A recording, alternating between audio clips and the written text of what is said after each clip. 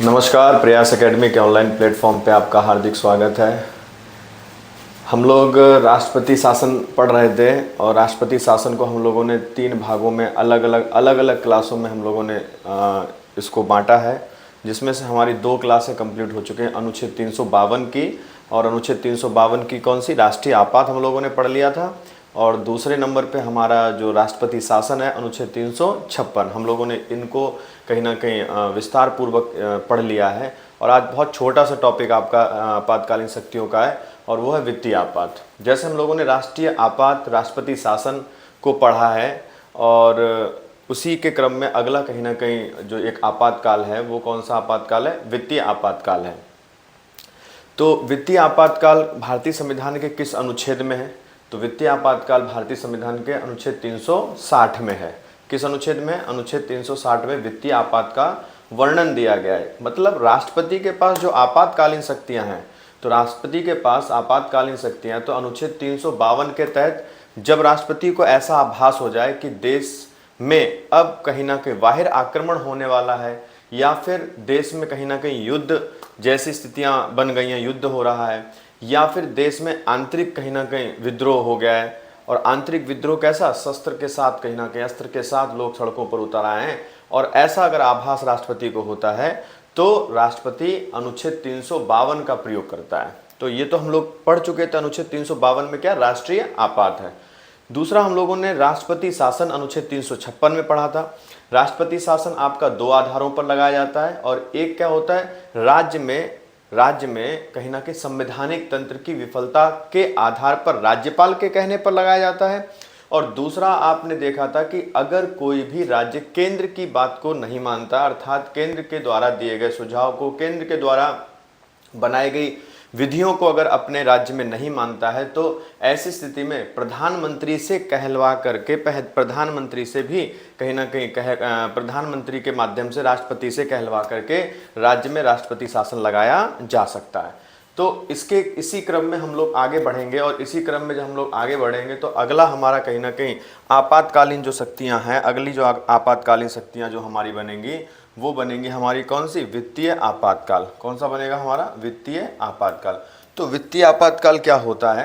क्योंकि जैसे आपने देखा था कि राष्ट्रीय आपातकाल कैसा होता है, क्यों लगाया जाता है, कब लगता है, किन परिस्थितियों में लगता है और ऐसी स्थिति में क्या प्रभाव पड़ता है। ठीक वैसे ही आपने राष्ट्रपति शासन के बारे में जाना था कि राष्ट्रपति शासन कब लगता है, संवैधानिक तंत्र विफल कब हो जाता है, किसको हम संवैधानिक तंत्र विफल मानेंगे।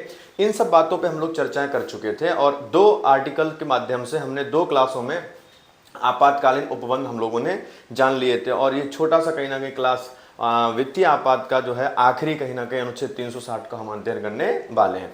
तो वित्तीय आपात क्या होता है कि वित्तीय आपात क्या होता है, वित्तीय आपात कब लगता है, मतलब वित्तीय आपात लगता कब है, जब राष्ट्रपति को ऐसा आभास हो जाए, जब राष्ट्रपति को ऐसा आभास हो जाए कि अब देश की साख खतरे में है, देश की साख खतरे में है। तो देश की साख खतरे में, साख मीन्स क्या होता है, साख माने क्या होता है कि अगर मैं बोलूं आपकी साख खतरे में है तो इसका मतलब कहीं ना कहीं आपकी वैल्यू थोड़ी सी कहीं ना कहीं क्या है, अब खतरे में है। मतलब जैसे अगर आपने किसी से कुछ पैसे की मांग की और पैसे की मांग की तो आपका वजूद देख करके व्यक्ति सामने वाला पैसा दे रहा है, लेकिन अगर उस व्यक्ति को ये आभास हो जाए कि अब तो इसके पास जो हम पैसा दे रहे हैं और ये हमें रिफंड कैसे करेगा, वापस कैसे करेगा, क्योंकि इसके पास तो अब कुछ भी नहीं है, अगर हम पैसा इसको देते तो हम इससे वापस कैसे लेंगे। तो समझ लेना कि जब व्यक्ति की वैल्यू कम हो जाए, जब व्यक्ति कहीं ना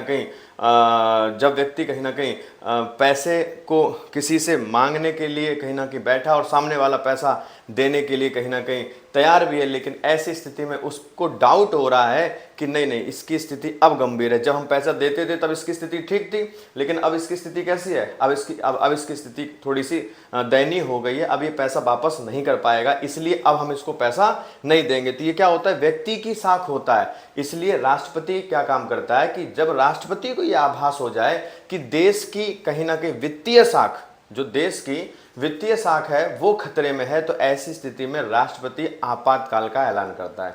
और कौन से आपातकाल का ऐलान करता है, वित्तीय आपातकाल का ऐलान करता है। वित्तीय आपातकाल कौन से अनुच्छेद में, वित्तीय आपातकाल अनुच्छेद 360 में है। कौन से अनुच्छेद में, अनुच्छेद 360 में क्या है, वित्तीय आपातकाल है। और वित्तीय आपातकाल क्या है, वित्तीय आपातकाल, फाइनेंशियल इमरजेंसी राष्ट्रपति कब लगाता है? जब राष्ट्रपति को क्या हो जाए, राष्ट्रपति को यह आभास हो जाए कि अब देश की वित्तीय स्थिरता या साख खतरे में है। मतलब राष्ट्रपति को ऐसा आभास हो जाए कि जो हमारे देश की वित्तीय स्थिरता है और वित्तीय साख जो है हमारे देश की, वो अब कहीं ना कहीं खतरे में है। तो ऐसी स्थिति में राष्ट्रपति अनुच्छेद 360 के तहत वित्तीय आपात का ऐलान करता है। राष्ट्रपति क्या करेगा? राष्ट्रपति अनुच्छेद 360 के तहत वित्तीय आपात का ऐलान करेगा। जैसे आपने पहले के आर्टिकल्स में जाना था, अनुच्छेद 352 में, अनुच्छेद 356 में जाना था कि जब उन अनुच्छेदों के तहत राष्ट्रपति आपातकाल का ऐलान करता था तो कितने माह के अंदर संसद द्वारा अनुमोदन आवश्यक था। जैसे राष्ट्रीय आपात के समय आपने बताया था कि राष्ट्रीय आपात के समय संसद द्वारा अनुमोदन जो आवश्यक है वो कितने दिन के अंदर आवश्यक है? राष्ट्रीय आपात को कहीं ना कहीं लगाने वाली तारीख से 30 दिन के अंदर कहीं ना कहीं आपको संसद द्वारा अनुमोदन कराना आवश्यक था। तब कहीं ना कहीं राष्ट्रीय आपात का समय बढ़ाया जाएगा, और एक बार समय बढ़ेगा तो कितने? 6 माह के लिए, और ऐसे 6-6 माह करके हम कितना? अनिश्चित समय के लिए। और ठीक वैसे ही अनुच्छेद 356 में 2 माह का टाइम दिया गया था कि संसद द्वारा अनुमोदन कितने माह के अंदर? 2 माह के अंदर होना आवश्यक है। और ठीक वैसे ही अगर हम बात करें कि जब राष्ट्रपति वित्तीय आपात का ऐलान करेगा, जब राष्ट्रपति को लगेगा कि अब देश की साख खतरे में है, इसका मतलब क्या कि अब देश की साख खतरे में है। इसका मतलब कि अगर हम लोगों ने ऋण ले रखा है और हम ऋण किसी को नहीं दे पाएंगे, ऐसा कहीं ना कहीं आभास किसी अन्य देश को हो जाए, तो ऐसी स्थिति में कहीं ना कहीं वित्तीय आपात कहीं ना कहीं समझा जाएगा और राष्ट्रपति ऐलान कर सकता है किसका? वित्तीय आपात का। दूसरी, अगर हम लोग साधारण शब्दों में समझें कि अगर देश में, हमारे देश में जैसे नोटबंदी होती है, तो ऐसी स्थिति में भी क्या होता है? ऐसी स्थिति में भी हमारे देश में क्या होता है? वित्तीय संकट उत्पन्न होता है। कैसा? वित्तीय संकट उत्पन्न होता है। इसका मतलब क्या होता है कि नोटबंदी एक अलग विषय है कि नोटबंदी करने के कारण अलग होते हैं कि जैसे जाली नोट अगर देश में ज़्यादा घूम रहे हैं तो ऐसी स्थिति में क्या होता है? जाली नोट के जो कारखाने हैं वो ज़्यादा चल रहे हैं, तो उन कारखानों के माध्यम से देश में जाली नोट कहीं ना कहीं, जब इनकी कहीं ना कहीं जो जाली नोट का प्रचलन ज़्यादा हो जाता है, तो ऐसी स्थिति में उन जाली नोटों को कहीं ना कहीं रोकने के लिए या उनको ख़त्म करने के लिए हम लोग कहीं ना कहीं नोटबंदी वगैरह करते हैं। या फिर हम लोग कह सकते हैं कि वित्तीय संकट और कैसे हो जाए, कोई कालाबाजारी कर, नोट की कालाबाजारी कर रहा है, अपने पास कहीं ना कहीं अनावश्यक तरीके से उसका संचय कर रहा है, तो ये कहीं ना कहीं चीज़ें कहीं ना कहीं यहाँ पर आकर के प्रभावित करती हैं।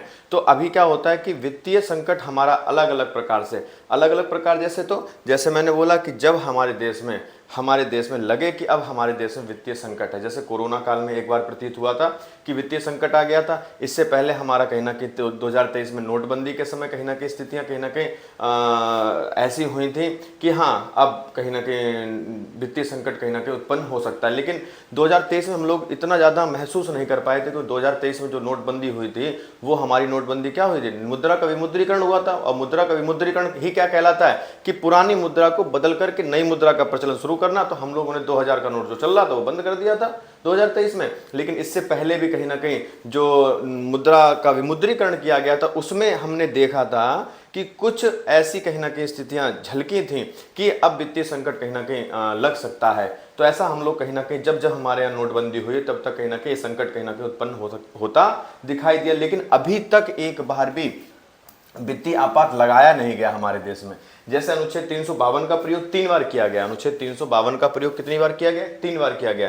तो 3 बार कब किया गया? जब भारत और चीन के साथ युद्ध हुआ था 1962 में, जब भारत और चीन के साथ युद्ध हुआ था 1962 में, और फिर दूसरी बार आपका 1971 में भारत और पाकिस्तान के साथ जब युद्ध हुआ था, और फिर कहीं ना कहीं इंदिरा गांधी ने 1975 में इमरजेंसी लगाई थी। तो आपने राष्ट्रीय आपात पढ़ा है, तो राष्ट्रीय आपात जब पढ़ा है तो आप इसके कहीं ना कहीं 3 उत्तर दीजिए। 1962 में किस प्रधानमंत्री के कार्यकाल में राष्ट्रीय आपात लगा था, और फिर दूसरा 1971 में किस प्रधानमंत्री के कार्यकाल में राष्ट्रीय आपात लगा था, और 1975 में किस प्रधानमंत्री के कार्यकाल में राष्ट्रपति का ऐलान किया गया था।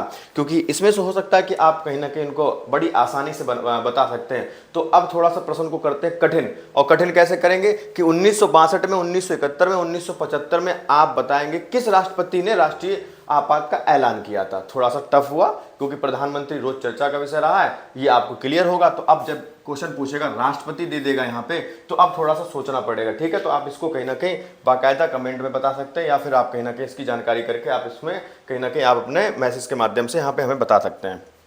तो अनुच्छेद 360 के तहत अगर हम लोगों ने बात किया है कि अनुच्छेद 360 के तहत जब वित्तीय आपात का ऐलान होता है तो संसद द्वारा अनुमोदन जो होता है, संसद द्वारा अनुमोदन जो होता है वो कितने माह के भीतर होना चाहिए। तो देखो यहाँ पर थोड़ा सा कहीं ना कहीं समझने वाली बात है कि संसद द्वारा अनुमोदन जो है वो कितने 2 माह के भीतर संसद द्वारा अनुमोदन होना चाहिए। और संसद द्वारा अनुमोदन कैसे, लोकसभा और राज्यसभा दोनों के दोनों अपने साधारण बहुमत से प्रस्ताव को पारित कर दें। क्या कर दें कि दोनों के दोनों कौन कौन, राज्यसभा और लोकसभा, राज्यसभा और लोकसभा दोनों के दोनों अपने सदन में साधारण प्रस्ताव से इसको पारित कर दें कि भाई देश में अब कहीं ना कहीं वित्तीय साख हमारी खतरे में आ गई है। और राष्ट्रपति ने कहीं ना कहीं वित्तीय आपात का ऐलान किया। जब राष्ट्रपति ने वित्तीय आपात का ऐलान किया है तो ऐसी स्थिति में लोकसभा राज्यसभा दोनों के दोनों अपने सदनों से साधारण बहुमत से इसको क्या कर देंगे, पारित कर देंगे। और जो साधारण बहुमत से इसको पारित कर देंगे तो आप समझ लेना कि राष्ट्रीय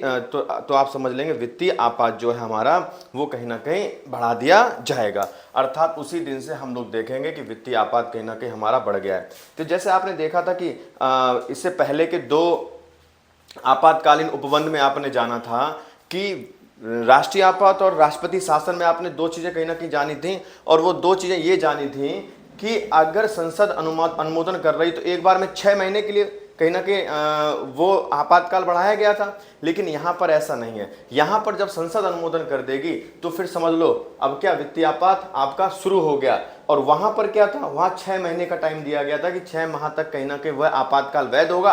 और ऐसे 6-6 महीना करके आपने देखा था कि एक अधिकतम 3 वर्ष तक के लिए बढ़ाने का प्रावधान दिया गया था और एक अनिश्चित समय के लिए दिया गया था। अगर यहां पर वित्तीय आपात में क्या है, अगर वित्तीय आपात ने संसद ने अनुमोदन कर दिया, अगर एक बार संसद ने अनुमोदन कर दिया अर्थात लोकसभा और राज्यसभा ने दोनों ने साधारण बहुमत से अपने अपने सदन में यह प्रस्ताव पारित कर दिया, तो समझ लो वित्तीय आपात अब लग गया। यहां पे 6 महीने का कोई प्रावधान नहीं है। और यहां पर ऐसा भी नहीं कि अधिकतम कितने समय के लिए, अनिश्चित समय के लिए, जब तक राष्ट्रपति लिख करके ना दे दे या बोल कर ना बोले कि आज से वित्तीय आपात खत्म। और या फिर आपने देखा था इससे पहले के 2 आपातकाल, उनमें आपने स्पष्ट किया था कि वहां पर संसद द्वारा अनुमोदन आवश्यक नहीं था। यहां पर अगर राष्ट्रपति बोल देगा कि वित्तीय आपात आज से समाप्त है तो समाप्त माना जाएगा। और अगर राष्ट्रपति नहीं बोलता तो संसद में फिर इसको कहीं ना कहीं अनुमोदित करवाना पड़ेगा, संसद द्वारा इसको वित्तीय आपात को समाप्त करवाना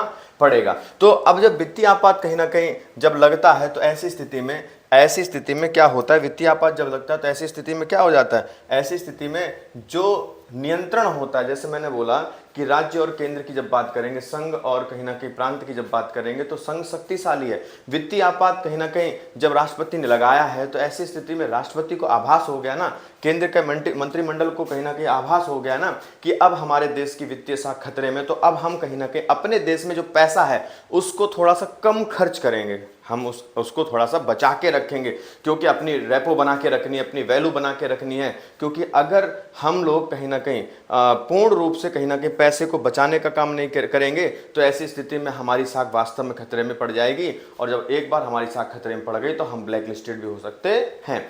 तो यहां पर क्या होता है कि यहां पर वित्तीय आपात का जब ऐलान होता है तो समस्त राज्य की जो शक्तियां होती हैं, समस्त राज्य की शक्तियां होती हैं। देखो इससे पहले वाले 2 आपातकाल में आपने देखा था समस्त राज्य की शक्तियां राष्ट्रपति में निहित हो जाती थीं। अर्थात राष्ट्रीय आपात जब लगता था, राष्ट्रीय आपात अनुच्छेद 352 जब लगता था तो राष्ट्रपति क्या करता था, राष्ट्रपति अगर राज्य को भंग भी कर सकता था, नहीं भी कर सकता था, लेकिन राष्ट्रपति शासन में मुख्यमंत्री और मंत्रिपरिषद को भंग कर दिया जाता था। अर्थात मुख्यमंत्री वहां पर कोई उसकी वैल्यू नहीं रहती थी। लेकिन यहां पर क्या होता है, यहां पर सदन चलता रहेगा, राज्य की विधानमंडल जो है यहाँ पर क्या होगी, चलती रहेगी, यहाँ पर विधानसभा चलती रहेगी, यहाँ पे मंत्रिमंडल कहीं ना कहीं मंत्रिपरिषद बना रहेगा, यहाँ मुख्यमंत्री बना रहेगा। लेकिन यहाँ पर जो शक्ति राष्ट्रपति जो कहीं ना कहीं जिस शक्ति को कहीं ना कहीं केंद्र में निहित कर देगा, वो शक्ति कौन सी होगी? वो शक्ति होगी वित्त संबंधी शक्ति। मतलब समस्त राज्यों के वित्त संबंधी मामले जो होंगे वो किसके पास? अब कहीं ना कहीं वो आपके केंद्र के पास कहीं ना कहीं निहित हो जाएंगे। अर्थात समस्त राज्यों की वित्तीय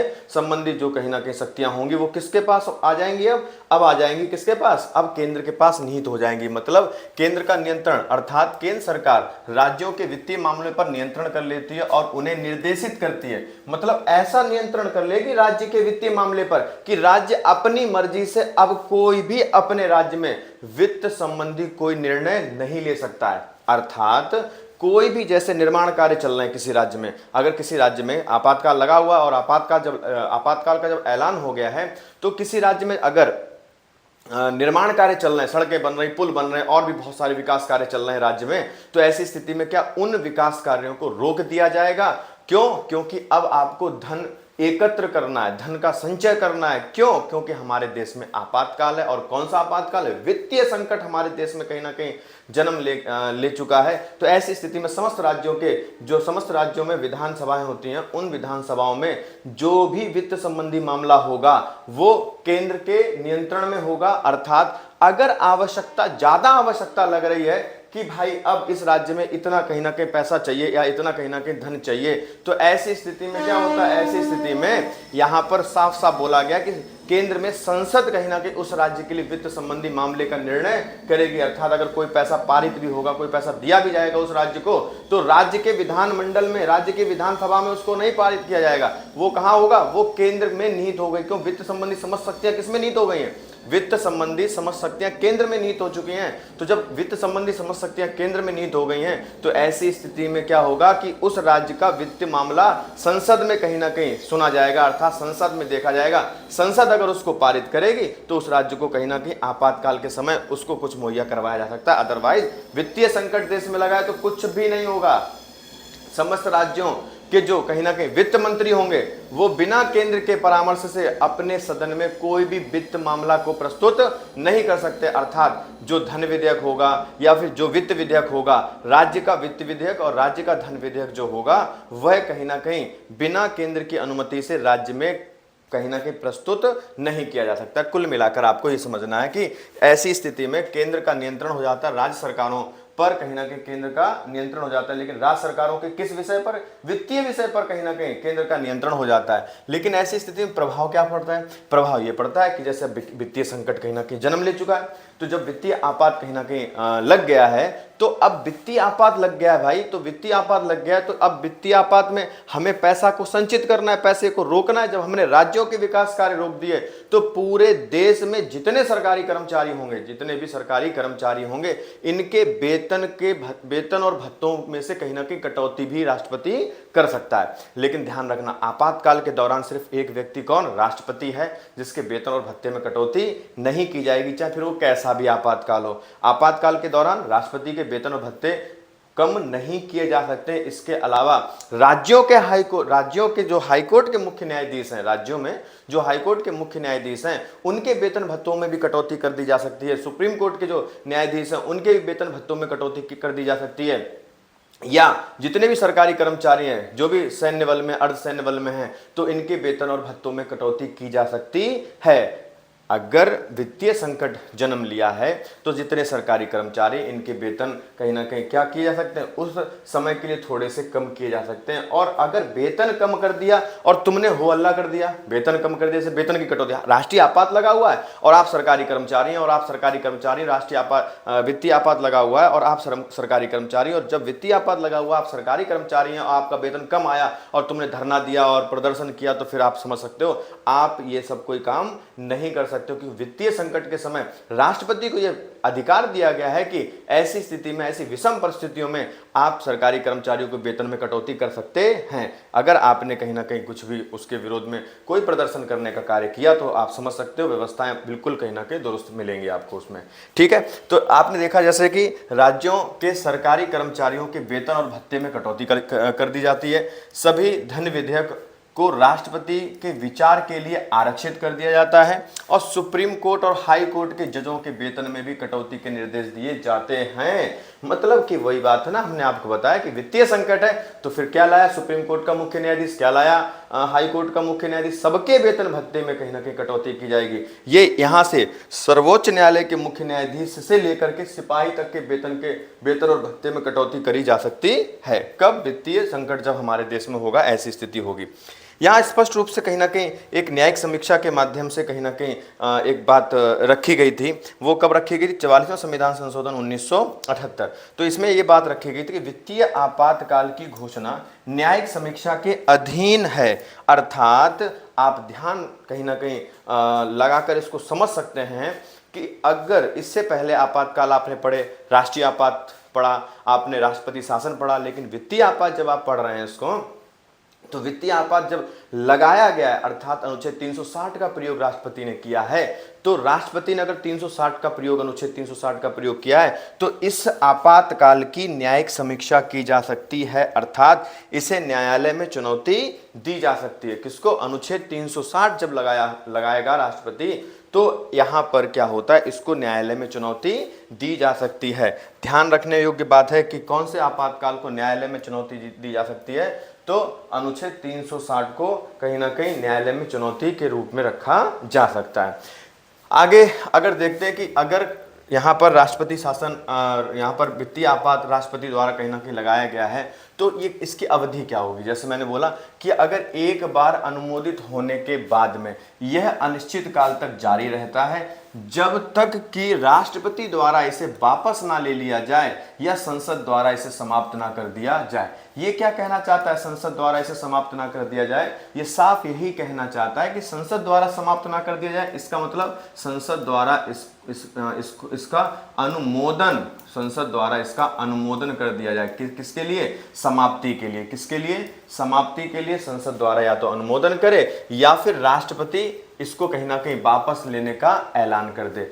और एक बार जब अनुमोदन होगा, उसके बाद एक बार अनुमोदन होगा तो उसके बाद 6 महीना के लिए नहीं बढ़ेगा।